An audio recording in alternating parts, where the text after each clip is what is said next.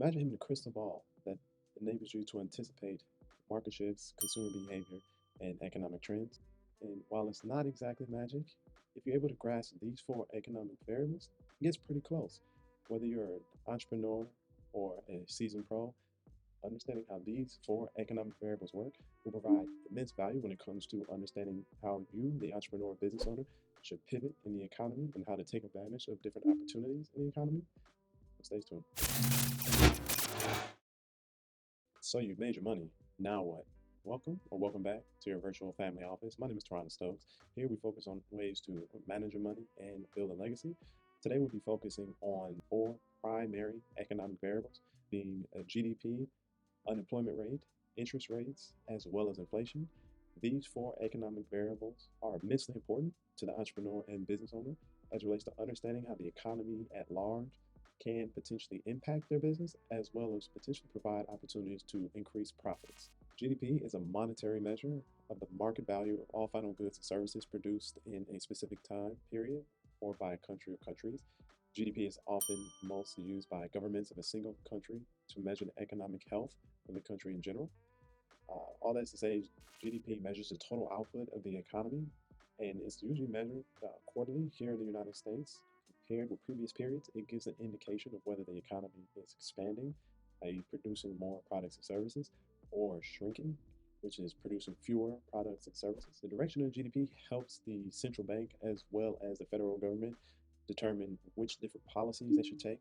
And this is what's going to be important for entrepreneurs and business owners because we get into a situation where the policymakers, whether that be fiscal, which is going to be the government, or monetary, which is going to be the Federal Reserve, whether they decide to get involved in the economy is going to impact you. If we're looking at expansionary policy, particularly on the Federal Reserve side, which is monetary policy, we're going to be looking at decreased interest rates to contract the economy, which is what we're experiencing now. They're going to increase interest rates. Equation for GDP, which stands for gross domestic product, is going to be C plus I plus G plus X to the nth power equals Y. And so really what that breaks down to is the consumer spending. So you and myself, what we spend also impacts the economy, which is an important measure when you're looking at the economic indicators and variables. Second is going to be investment. So this is going to be business spending.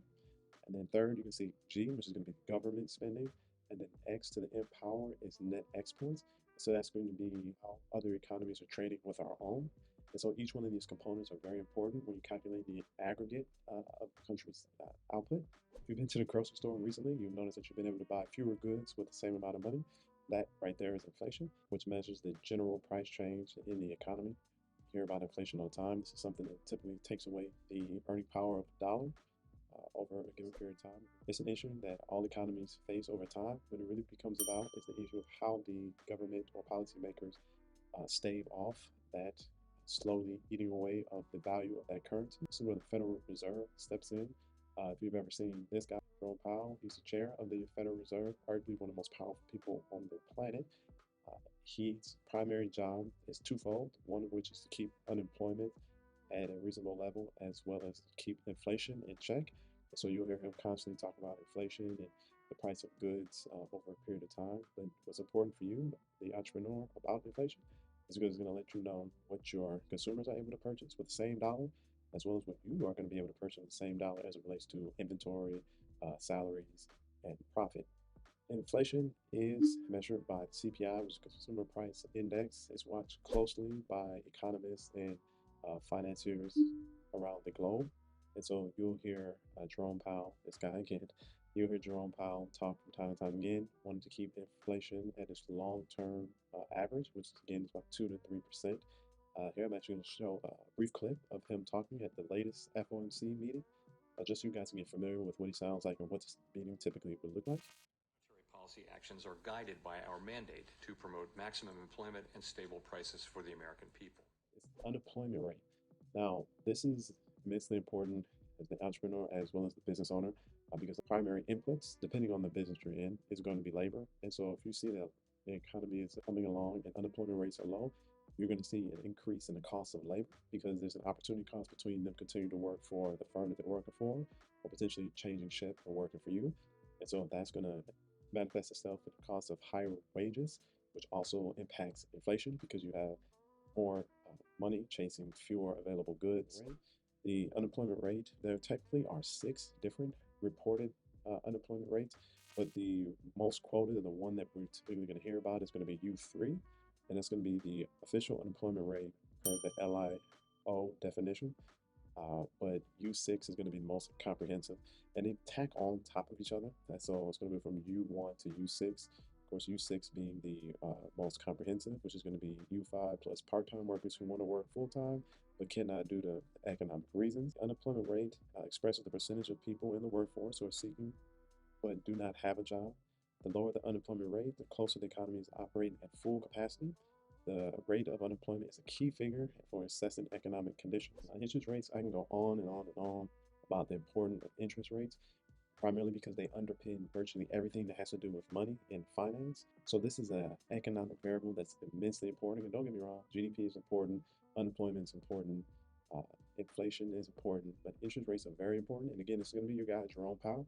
They do a lot to impact interest rates as well as unemployment, but you're going to hear them mostly talk about interest rates, which also feed into inflation. It all is all connected.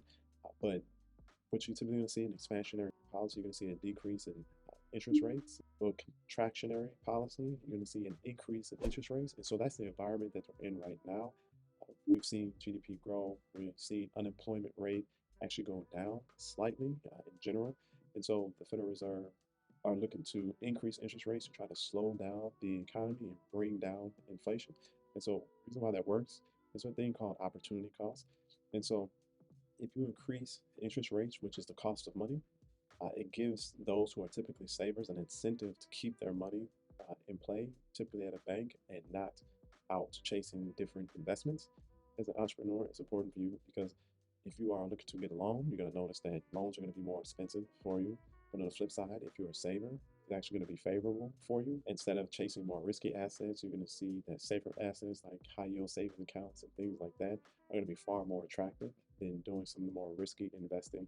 Different note, if you're an entrepreneur using a lot of debt to fuel your company or your growth, whether that's short-term debt or long-term debt, you're going to see the cost of that money increase.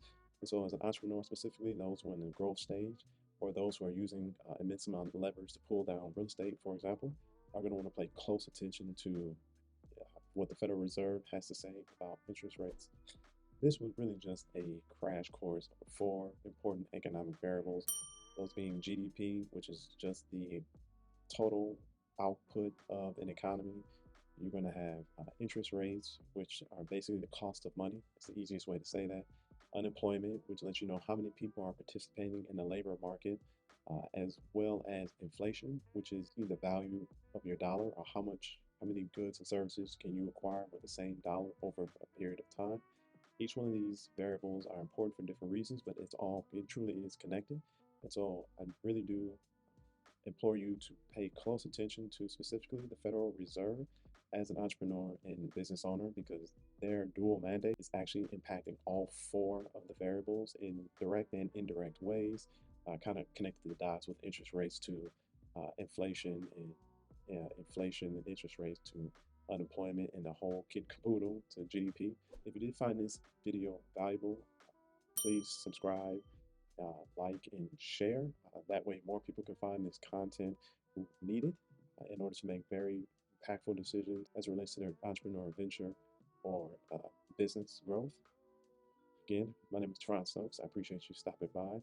This is your virtual family office. Here we focus on ways to master your money and build a legacy. I look forward to the next installment. Take care.